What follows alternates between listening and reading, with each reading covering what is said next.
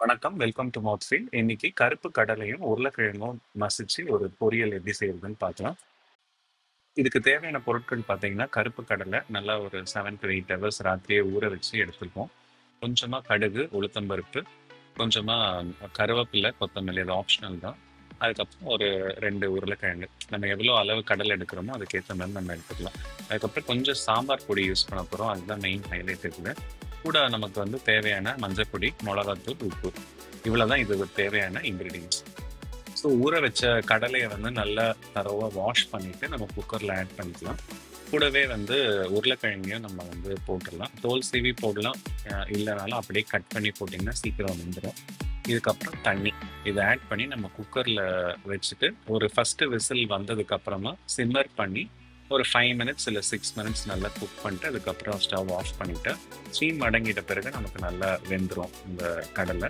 So அதுக்கு மேலே வேவலைன்னா நம்ம இன்னும் கொஞ்சம் எக்ஸ்ட்ரா வச்சுக்கலாம். பட் அது நல்லா வெந்துடும், ஏன்னா நம்ம ஆல்ரெடி 7 to 8 ஹவர்ஸ் நம்ம ஊற வச்சிருக்கோம்.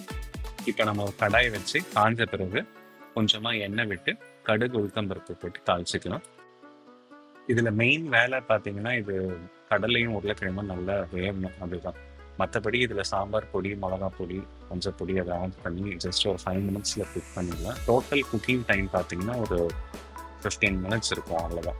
ஸோ இப்போ கடுகு உளுத்தம்பருப்பு நல்லா பொரிஞ்சிருச்சு. அதில் நம்ம கொஞ்சம் கருவேப்பிலை ஆட் பண்ணியிருக்கோம். உங்களுக்கு காரம் இன்னும் கொஞ்சம் வேணும்னா பச்சை மிளகா இல்லை காஞ்ச மிளகா கூட ஆட் பண்ணிக்கலாம். ஜஸ்ட் சுண்டல் செய்கிற மாதிரி தான். இப்போ நம்ம மசிச்சு வச்ச உருளைக்கிழங்கையும் ஆட் பண்ணிச்சு. இப்போ இது வந்து கொஞ்சம் நல்லா மசிஞ்சிருச்சு. அதனால வந்து இப்போ அதை மிக்ஸ் பண்ணும்போது கொஞ்சம் அது அப்படியே நல்ல இந்த கடலையோட வந்து பிளெண்ட் ஆகிடும். இப்போ உங்களுக்கு அந்த மாதிரி பிளெண்ட் ஆக வேணாம்னா ஒரு 90% குக் பண்ணி எடுத்துட்டு அப்படியே கொஞ்சம் உருளைக்கிழங்கு பீஸ் பீஸாக நீங்கள் கட் பண்ணி போட்டாலும் ஓகே தான். அதுவும் நல்லா தான் இருக்கும். இப்போ தேவையான அளவுக்கு மஞ்சத்தூள், மிளகாத்தூள், அப்புறம் சாம்பார் பொடி. இது வீட்டிலேயே அரைச்ச சாம்பார் பொடி தான்.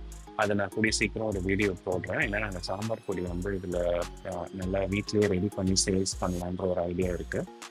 அதுக்கப்புறம் தேவையான உப்பு நீங்கள் கொஞ்சம் ஆட் பண்ணிவிட்டு எண்ணெய் மட்டும் கொஞ்சம் உங்களுக்கு தேவையான அளவுக்கு ஆட் பண்ணிக்கோங்க. கொஞ்சம் எக்ஸ்ட்ரா 1 or 2 ஸ்பூன்ஸ் ஆட் பண்ணிங்கன்னா இன்னும் நல்லா டேஸ்ட் கிடைக்கும்.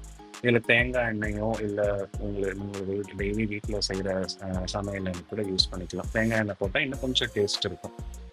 இது ஒரு 2 மினிட்ஸ் சிம்மர்ல வச்சு குக் பண்ணா போதும். இல்லைன்னா அந்த பவுடர் போட்டிருக்கோம் இல்லையா, அதனால கொஞ்சம் அடி பிடிக்க வாய்ப்பு இருக்கு. ஸோ இது நல்லா ஒரு 2-3 மினிட்ஸ் நல்லா இந்த மாதிரி கலரி விட்டே இருந்தோம்னா நல்லா குக் பண்ணலாம். ஸோ இப்போ ஸ்டவ் ஆஃப் பண்ணிடுறது தான். இந்த டிஷ் வந்து நம்ம சாம்பார் சாதம், தயிர் சாதம், இல்லை எந்த ரசம் சாதத்துக்கு கூட தொட்டு சாப்பிடலாம். உங்கள் விருப்பம் தான். நம்ம சிம்பிளா ஈவினிங் வந்து பசிச்சதுன்னா இதை ஊற வச்சுட்டு நம்ம ஈவினிங் கூட இது ஒரு ஸ்நாக்காக நம்ம செஞ்சு சாப்பிடலாம். யார் வேணால் சாப்பிடலாம். ரொம்ப காரம்லாம் எதுவுமே நம்ம ஆட் பண்ணுறது இல்லை இதில். நல்ல உடம்புக்கும் ஹெல்த்தியான ஒரு டிஷ் இது. ஸோ இதை நீங்கள் கண்டிப்பாக வீட்டில் ட்ரை பண்ணி பாருங்கள். நம்ம எந்த கடலை வேணால் யூஸ் பண்ணலாம். பட் இந்த கருப்பு மூக்கடலை யூஸ் பண்ணிங்கன்னா கொஞ்சம் டேஸ்ட் நல்லாயிருக்கும்.